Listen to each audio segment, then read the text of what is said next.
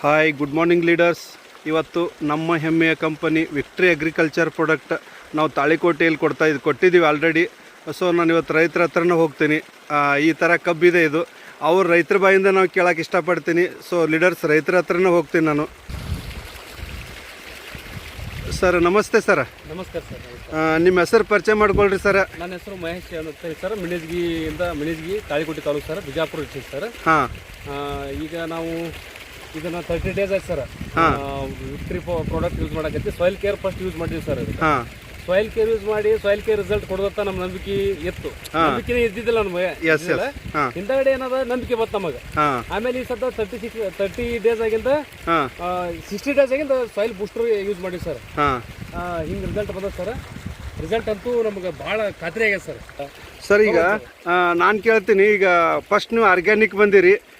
ಈಗ ನಿಮ್ಮ ಒಂದು ಫಸ್ಟ್ ಕಬ್ಬು ಬೆಳೆದಿದ್ದಕ್ಕೆ ಇದಕ್ಕೆ ಹೆಂಗೆ ಅನಿಸ್ತೈತೆ ನಿಮ್ಗೆ ಡಿಫ್ರೆಂಟ್? 100% ಸರ್ ನಮಗೆ ಚಲೋ ಅನ್ಸುತ್ತೆ ಸರ್ ರಿಸಲ್ಟ್. ಎಲಿ ಪ್ರಿಂಟ್ ಆಗ್ಯಾವ ಸರ್. ನೋಡ್ರಿ, ಎಲ್ಲಿ ಸಂಖ್ಯೆ ಹೆಚ್ಚಾಗ್ಯಾವ ಸರ್. ಮರಿ ಸಂಖ್ಯೆ ಈಗ ಜಾಸ್ತಿ ಹೊಡ್ಯಾಕತ್ತಾವ ಸರ್. ಮತ್ತು ಒಂದು ಸ್ವಲ್ಪ ಹಸಿರು ಚೆನ್ನಾಗ್ಯಾವ. ಮೊದಲು ಸ್ವಲ್ಪ ಎಲ್ಲೋ ಇತ್ತು ಸರ್, ಸ್ವಲ್ಪ ಈಗ ಇಂಪ್ರೂವ್ ಆಗ್ಯದ ಸರ್. ಕೆಲಸ ಏನೋ ಡ್ರಿಂಚಿಂಗ್ ಕೆಲಸ ಏನದ ಪರ್ಫೆಕ್ಟ್ ಆಗ್ಯದ ಸರ್. ವಿಕ್ಟ್ರಿ ಕಂಪ್ನಿ ಏನೋ ಡ್ರಿಂಚಿಂಗ್ ಮಾಡಿವಲ್ಲ ಸರ್, ಸಾಯಿಲ್ ಕೇರ್ ಮತ್ತು ಸಾಯಿಲ್ ಬೂಸ್ಟರ್ ಎರಡು ಪವರ್ಫುಲ್ ವರ್ಕ್ ಕೊಟ್ಟಿದಾವೆ ಸರ್ ನಮಗೆ.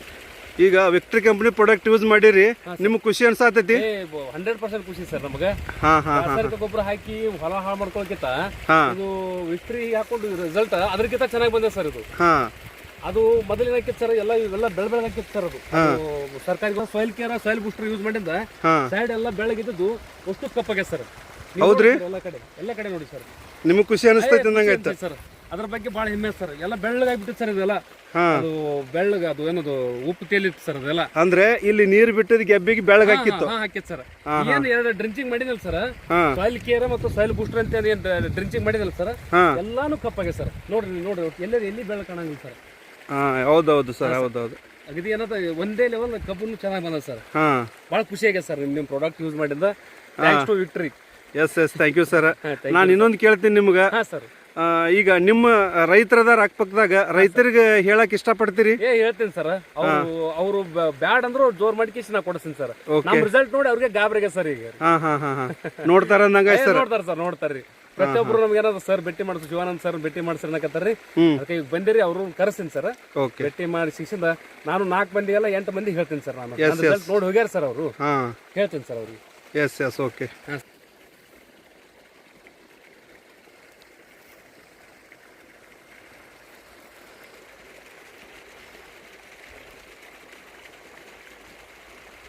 ಸೊ ನೋಡ್ಬೋದು ಡಿಯರ್ ಲೀಡರ್ಸ್, ಯಾವ ರೀತಿ ಕಬ್ಬು ಬೆಳೆದಿದೆ ನಿಮ್ಗೆ ಗೊತ್ತಾಗುತ್ತೆ.